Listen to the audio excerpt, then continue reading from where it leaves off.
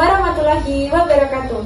Selamat datang di episode kali ini. Jadi kali ini kita akan membahas tentang bagaimana santun berbahasa bukan hanya soal etika, tetapi juga kunci menuju peradaban yang lebih maju. Saya bersama dua narasumber hebat, yaitu Kak Asa, seorang ahli bahasa. Hai. Dan juga Kak Intan, seorang psikolog. Halo semua. Apa kabar teman-teman? Baik sekali. Menarik sekali tema hari ini karena menurut saya bahasa adalah salah satu alat utama yang membentuk peradaban. Benar, dan sebagai psikolog, saya sering melihat bagaimana pemilihan kata dan cara kita berkomunikasi sangat mempengaruhi hubungan sosial kita dengan masyarakat. Baik, untuk segmen yang pertama kita akan membahas tentang kesantunan berbahasa dalam kehidupan sehari-hari. Baik, mari kita mulai dengan bagaimana bahasa yang santun mempengaruhi kehidupan sehari-hari. Asa, sebagai ahli bahasa, apa pandanganmu? Kesantunan berbahasa sebenarnya menjadi bagian penting dari budaya kita sejak lama. Misalnya, dalam tradisi Indonesia kita mengenal istilah tata krama yang sangat erat kaitannya dengan bagaimana kita berbicara. Penggunaan bahasa yang sopan baik secara langsung maupun di media sosial bukan hanya membuat percakapan lebih nyaman, tetapi juga menunjukkan rasa hormat dan empati. Ini penting untuk menciptakan suasana yang harmonis. Intan, dalam konteks psikolog, bagaimana kesantunan berbahasa berpengaruh pada hubungan antar individu? Ya, kesantunan berbahasa sebenarnya lebih dari sekedar formalitas. Ini adalah cerminan dari bagaimana kita menghargai orang lain. Misalnya, ketika kita berbicara dengan nada rendah dan pilihan kata yang lembut, orang lain akan merasa lebih dihargai.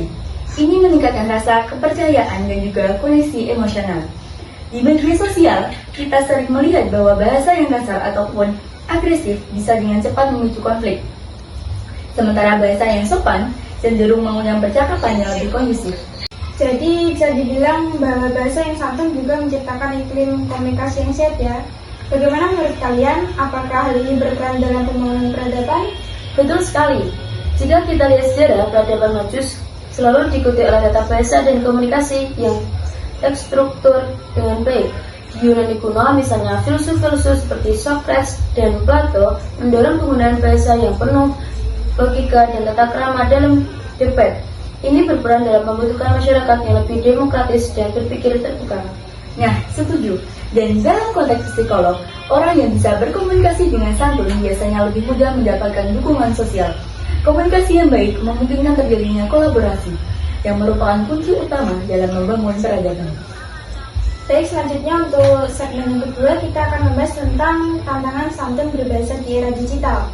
Sekarang kita masuk ke tantangan yang dihadapi di era digital. Apa yang kalian lihat sebagai tantangan terbesar dalam menjaga kesantunan berbahasa, terutama di media sosial? Saya pikir salah satu tantangan terbesar adalah anonimitas dan jarak emosional di media sosial. Ketika orang merasa tidak langsung berhadapan dengan lawan bicara, mereka cenderung lebih berani menggunakan bahasa yang kasar atau kurang sopan. Benar sekali. Orang seringkali tidak sadar bahwa komentar mereka bisa sangat mempengaruhi orang lain secara emosional. Ini yang disebut dengan disinhibition effect, di mana seseorang merasa lebih bebas melanggar norma-norma karena mereka merasa aman di balik layar. Ini tantangan besar untuk menjaga kesatuan berbahasa di era digital. Bagaimana kita bisa mengatasi hal tersebut? Salah satu cara adalah dengan pendidikan literasi digital yang lebih baik. Masyarakat perlu diajari bagaimana berinteraksi secara etis di dunia maya, termasuk pentingnya menjaga bahasa yang baik. Saya setuju. Kesadaran bahwa di balik setiap aktor manusia nyata yang bisa terluka oleh kata-kata adalah kunci. Empati digital harus terus ditanamkan. Ingat semuanya, bahwasanya mulutmu adalah harimaumu. Jadi, jagalah setiap perkataan yang akan kamu ucapkan. Baik, untuk kesimpulan yang dapat kita ambil dari poin-poin tadi yaitu tentang pentingnya santun berbahasa untuk menjaga hubungan sosial, membangun peradaban, dan juga tantangan di era digital.